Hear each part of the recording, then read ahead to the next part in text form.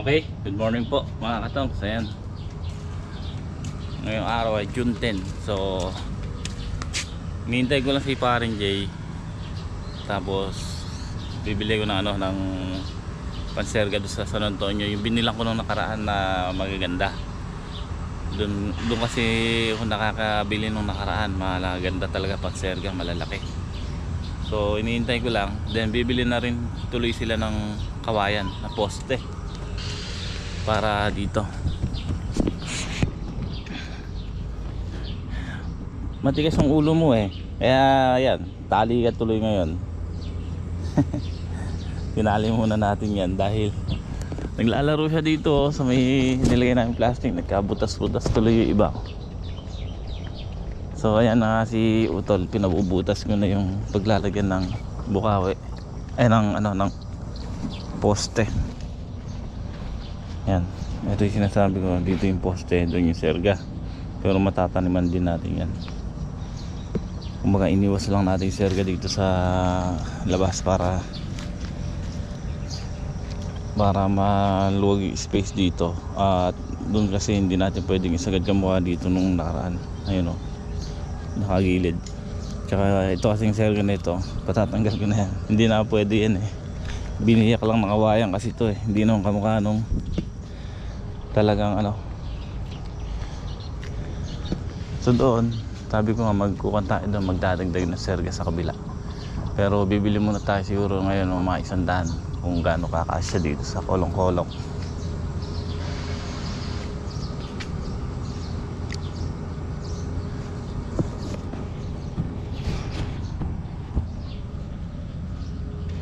Yan.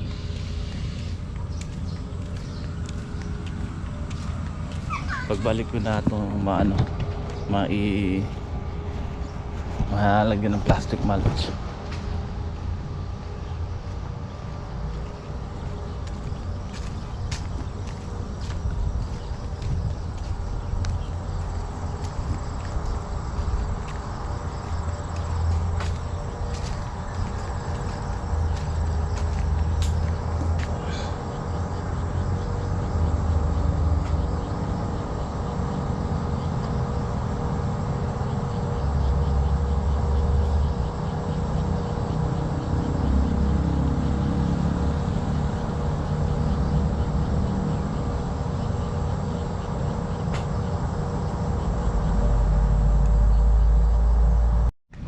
Okay mga katongs, habang hinihintay natin si paring Jay, maglilipat tayo ng sigarilyas. Bubuno tayo dito kukuha tayo dito sa mga tumubo. So dalawang bagay yan para may pang cover tayo, at saka kung mamunga may pang ulam, pang luto-luto.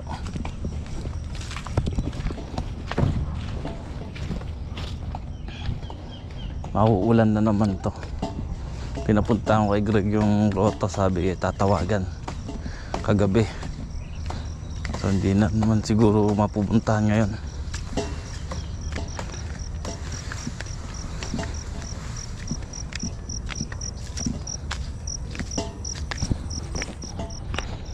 Ayun o, daming tumubo. Sayang to.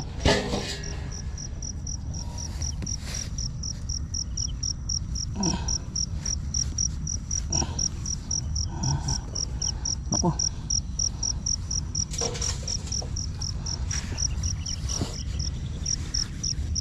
Huwag kasing lupa eh.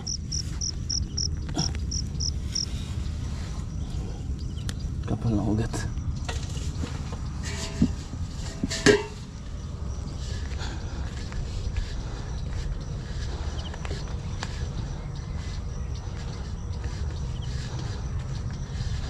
Dito nga tayo bumunot sa hindi na araro.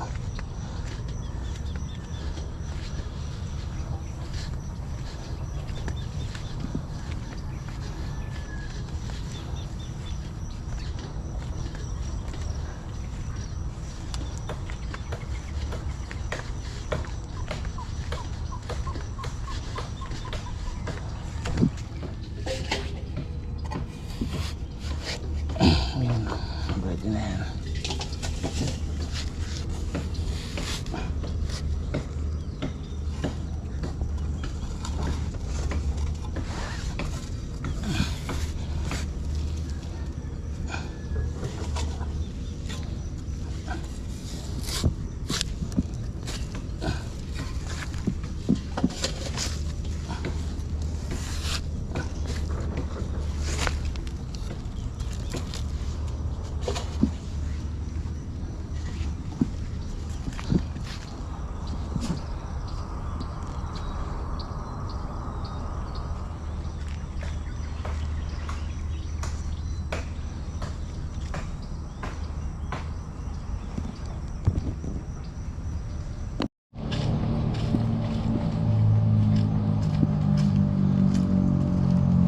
Hey.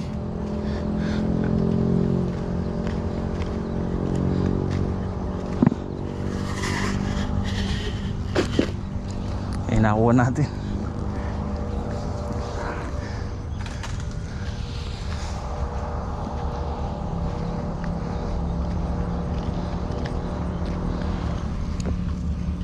So dito natin tatanim mga katongs.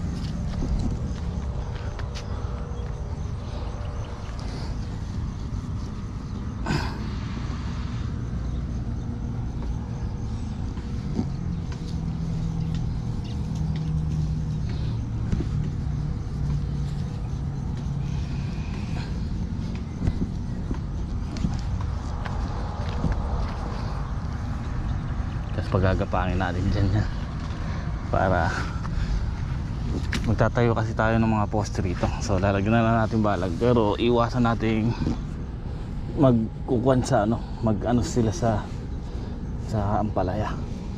Hindi siya natin lalagyan ng papunta sa ampalaya. Ang gagawin natin dito, natin pagagapangin sa kabilang side. Sigarilyas.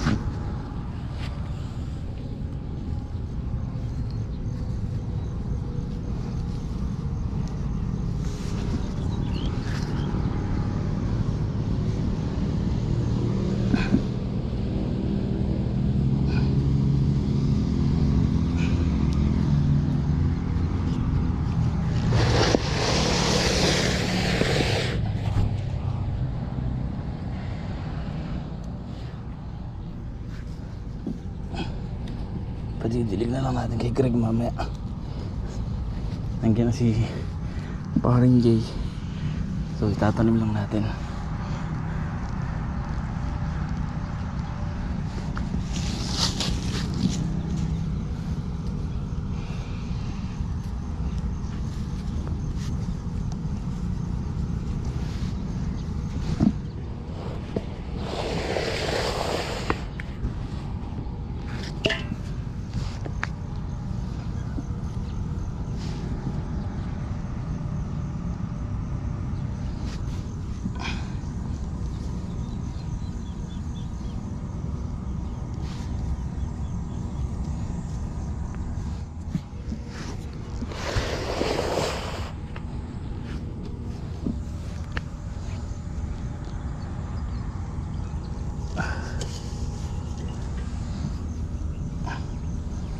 Malamig naman yung panahon kaya mabubuhay yan.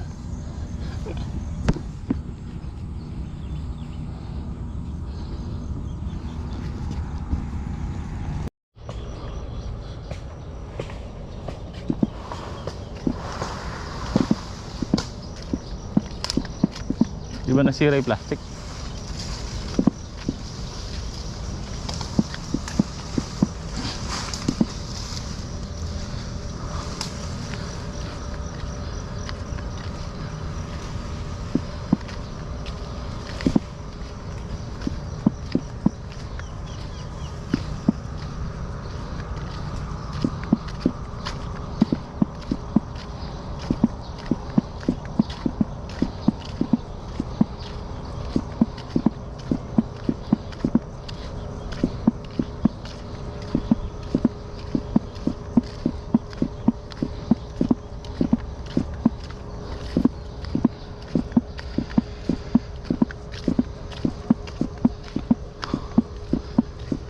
pangalawang hapon natin ito mga katongs.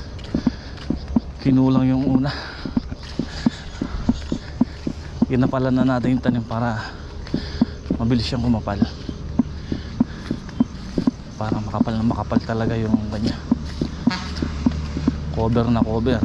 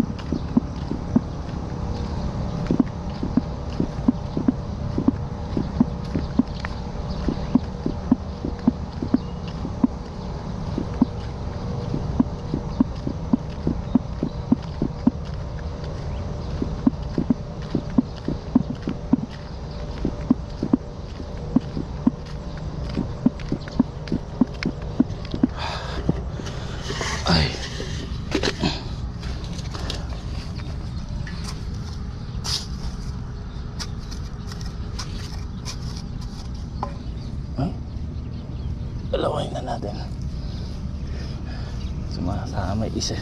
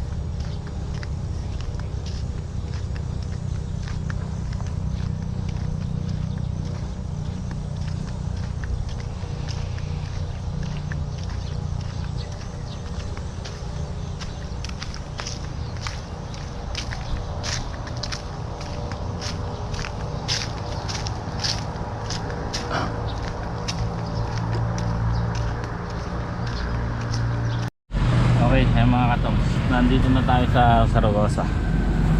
So, may merienda tayo ng buko.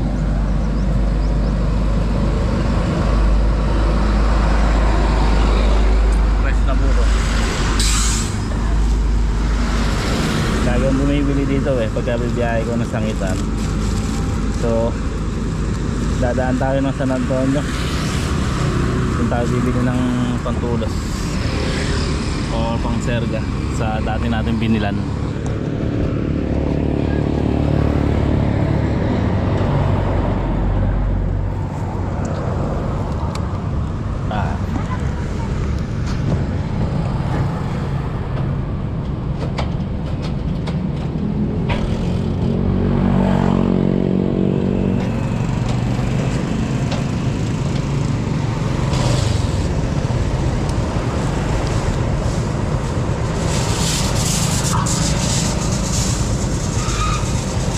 At papunta ng San Antonio.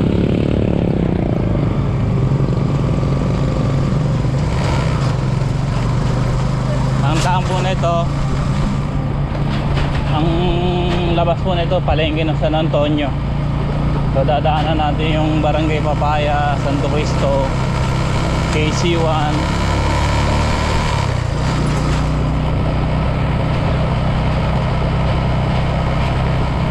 mamaya maya nandun na tayo sa bilihan ng mga tulos.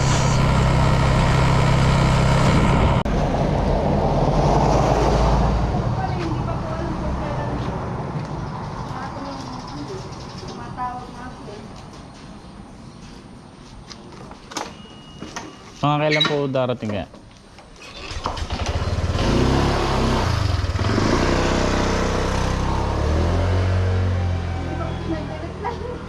Hindi pa ako sigurado. Sige po.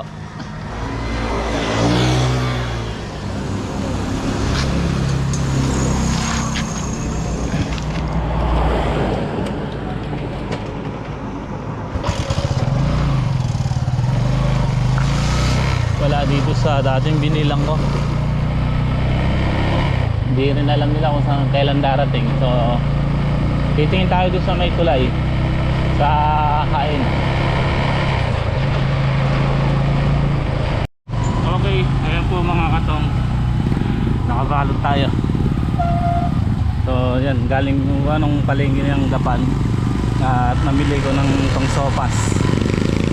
Pangsosopas ko si Raybird kahit na 2 kilo. Bali ayan si Mrs. kasama ko na. Sabi ko magkita na lang kami dito sa palengke. Mahawak mo.